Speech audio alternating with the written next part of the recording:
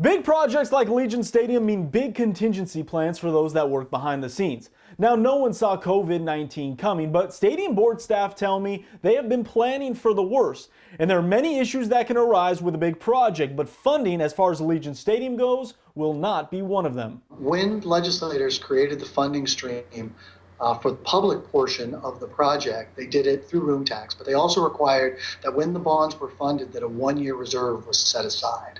So that means that 1 year's worth of money necessary to make the payments on those bonds is sitting in a bank account today. Jeremy Aguero, principal analyst for Applied Analysis, serves on the staff of the stadium board. He says there's in fact 18 months worth of payments.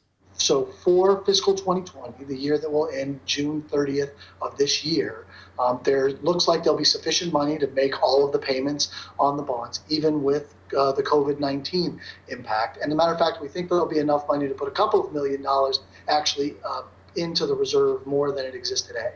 I then asked Jeremy, in a worst case scenario, what happens if this pandemic lasts longer than 18 months? And look, if room revenue remained at zero for 24 months, we've got a lot bigger problems than Allegiant Stadium here in Southern Nevada. While all the focus is on this summer and the opening of Allegiant Stadium, Aguero says the one thing staff can't afford to do is not look at the big picture. Project for the stadium is a 30-year project, right? So we have to be thinking on a 30-year window in terms of not only being able to repay bonds and the bond term that's out there, but also making sure that there's sufficient money to reinvest in the stadium. The public has some responsibilities in that. The Raiders have some responsibility in that, and room tax is a substantial part of that throughout the totality of that projection period. So yeah, when we're thinking about any of these things, we're thinking about making sure that we're protected for the entire life of the stadium, not just the beginning of the stadium.